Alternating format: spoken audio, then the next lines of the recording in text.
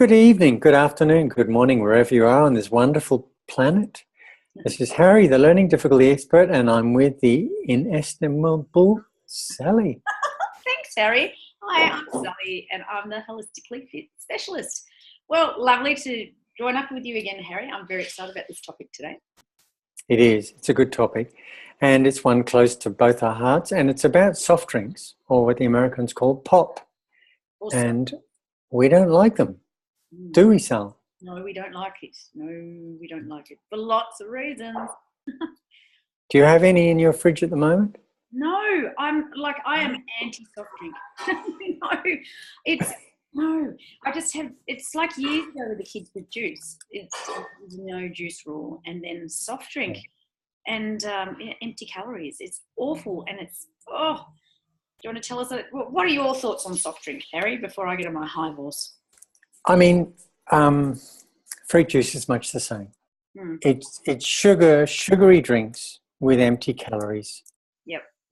I mean, I looked up, the average can of soft drink has 8 teaspoonfuls of sugar, and 36 grams of carbohydrates, and zero nutrition. Yeah, zero nutrition. Well, and some research I was looking at, one can of Coke had 10 teaspoons of sugar. Like, it's huge. It's, when your daily amount, so what would that be? Say it's 5, that's 50, 60 grams of sugar when your daily limit is 30, and that's including from natural sources. So to think you're adding in all of that. Have you ever seen that Sugar movie? Yes, I have. Yeah. That's awesome. And that links in very much with soft drink. Mountain Dew was the focus there. And do you remember that kid, I think he was 17 or something, and he had to have his teeth removed from all the effects, the decay from the sugar in the cans. And then when they gave him the injections, and they had to stop because the painkillers couldn't take, because his system was, take it was dreadful, just shocking. And you see new mums with babies drinking fruit juice out of bottles. Yeah. So wrong. Yeah, I mean, it's not so much the sugar; it's that you're going to get it into your system in such a big hit. And that's the problem with the sugar. It's the spiking of the blood sugar. Yeah, exactly. And extreme highs and then massive lows. And how are kids dealing with this? Well, they're not. I mean, it sets them up for pre-diabetes later in life. Oh, obesity, absolutely. Sets them up for obesity, sets them up for gout, osteoporosis because of the carbonating in the drinks, metabolic syndrome, which is a precursor to pre-diabetes, and about 8 or 10 cancers. I couldn't believe it when I was looking into how many cancers were relating in there. Kidney trouble as well, disturbed sleep, allergies, asthma, and obesity, of course, is the big one. And, of course, you've got dental problems. That's the least of your problems, the dental problem. Yeah, but, I mean, really... Cardiovascular disease, early joint failure from the obesity. Yeah, and gout, as you said. I mean, gout's a thing. That's right. And as you said before, soft drinks don't have any nutritional value. They're just...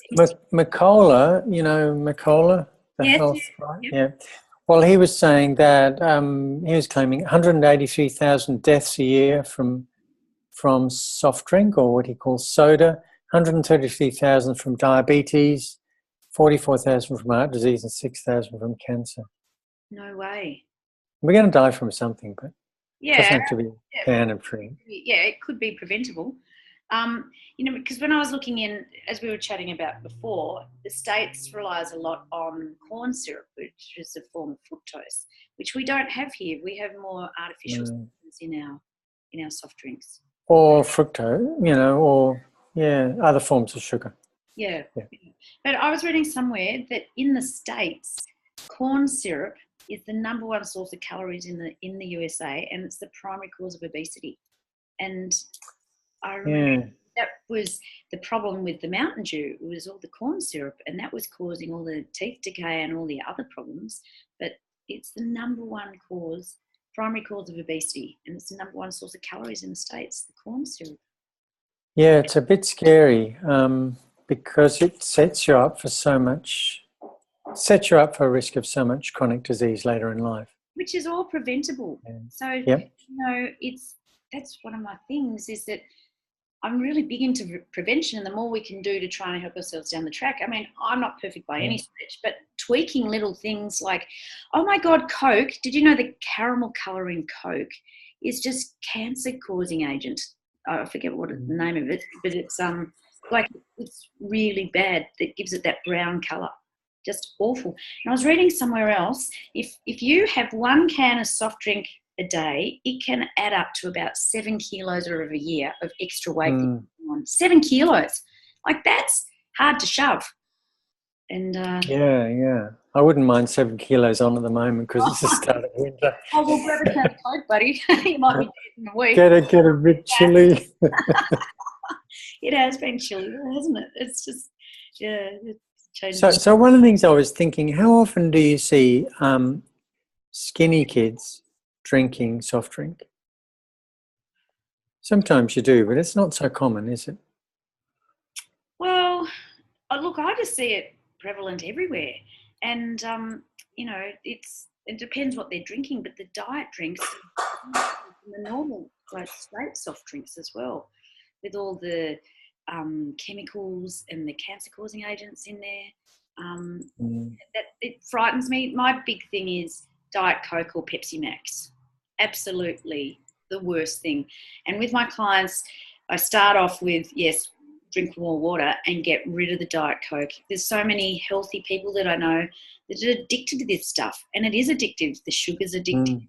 Caffeine's in there, is not good, stimulant, and they're drinking the Coke or the Diet Coke to keep them going, give them that buzz or to get through the afternoon, or people that drink it. And I just think that is the worst. Isn't that you put dirty coins or something in a glass of Coke? It'll clean it, yeah. Clean it. What is it doing to the insides of your body? What inflammation is it causing? What effects do we have, once again, from the gut, inflaming your gut there and causing, chronic disorders, mental illnesses, that sort of stuff. I mean, it is that frightening. Oh. It's certainly very addictive. I knew a guy in the tropics who loved his iced coffee, which is just another form of a very sugary drink. Yeah. And he had to get bypasses, and he was told by the surgeon to kick it, and couldn't. Yeah, right. Wow. Hang on a tick. Only he's having 6 or 8 a day. Yeah. Wow. Like that's heaps. That's heaps. The thing about soft drink though, they're sweet, but they're also bubbly. So you could have soda water instead, couldn't you? I mean, well, carbonated drinks will actually pull calcium out of your bones. Yeah. I know my natural soda water. They're not a smart thing to eat. Right. To drink regularly, particularly if you're at risk of osteoporosis. Yeah. I mean, really, the best option is just to train yourself just to drink pure plain water for a lot of the reasons that we mentioned the other day, keeping hydrated. And make sure that you don't set your kids up with the habit of liking them. Absolutely. But, all the fast food, even healthy places, they have these meals. It'll be, I don't know, a wrap, fries, and a drink. And it's not water that's there. It's either a juice in some more healthier options or a soft drink. So it's difficult. And I know every now and again as a treat for my kids, it's like the whole package. But imagine having that every day. Like, wow. And it just, I don't know, I can't drink really sweet stuff, and because I don't have a sugar addiction or anything, and the bubbles I don't like. I just like plain. To me, nothing's better than a glass of really nice cold, or not cold, but just water, filtered water. Yeah, beautiful. Yeah, you're right. It's the best. So I mean, the soft drinks are delivering you many more calories than you need. You're just getting too much. It's like filling your car up with rocket fuel every day. Yeah, it's going to burn out one day.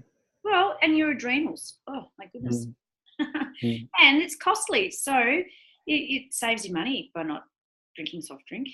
And I'm not sure that it's all. I mean, some soft drink is, I don't know, sometimes, probably if you buy it by the box, it's maybe not that expensive. Well, Audi has it really cheap, but you're still paying more than you are for water.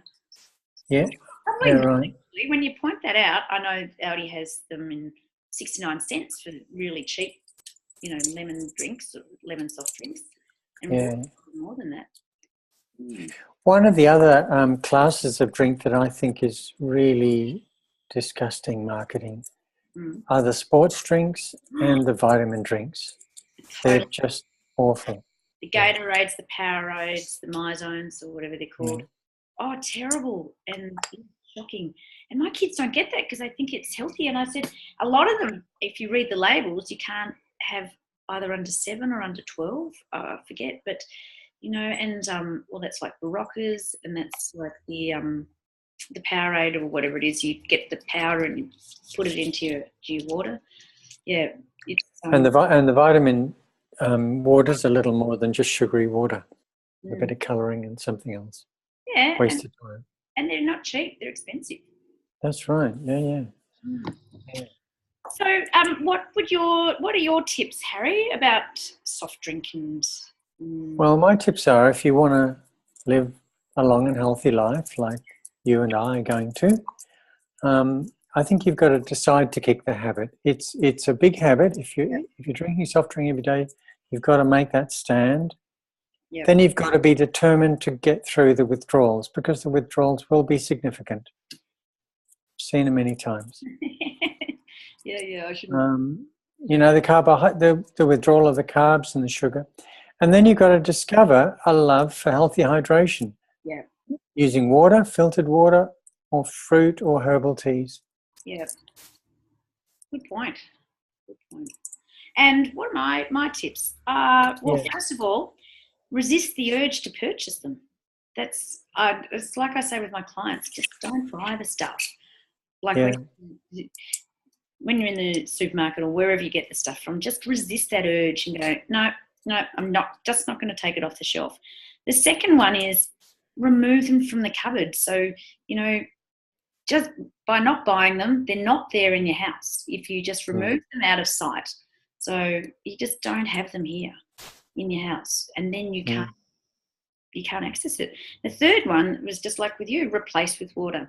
And it's easy to say that, but look, you try it a few times and you really get to love the pure taste of water and how refreshing that is. And it doesn't dry you out, and it's not a diuretic, and it's not a stimulant, and it's just a hydrating means of keeping your body ticking along better, optimally. I love it.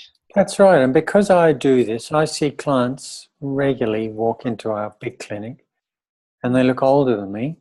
And they're actually 10, 15, sometimes 20 years younger. Wow. And I think water's got a lot to answer for. But in terms of water, some of the places, even in Australia and elsewhere, the water tastes terrible out of the tap. So what you need to do is get a filter. So it tastes good. Otherwise, you're not going to be able to sustain the habit. We're not talking about buying bottled water. That's really not good for the planet. Yeah. Oh, and the plastic's just awful. We touched on this last week. I mean, we were saying Adelaide's water is just awful.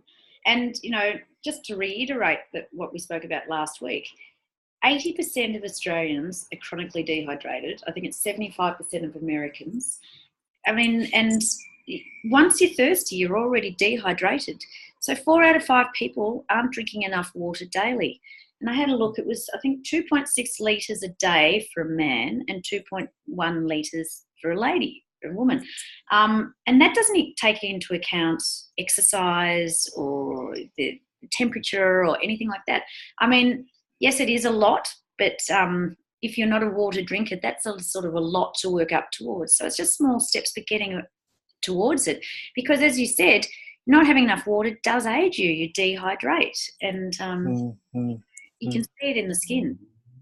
But it's got to taste good, If you're loving the soft drink, whatever you replace it with, it's got to taste good. Yeah. So herbal teas are good. I have bottles of loose herbal tea, and I have that in the afternoon. Yeah. That's really nice in the evening. I mean, as you mentioned before, part of it is getting off that sugar addiction. Like, love it. That's why you love the soft drink. So that was a really good point you said about, you've got to be determined to push through those withdrawals from the sugar. And let's not replace sugary drinks with artificial sugar drinks. No. That is just nonsense. Yeah, exactly. It's worse for you. You're better off to eat any food you eat. You're better off to eat it as little transformed as possible. Mm. Artificial sugar has no plant that makes it. It comes out of a chemical factory. Mm. And that's another whole topic again. It is. It is. It is.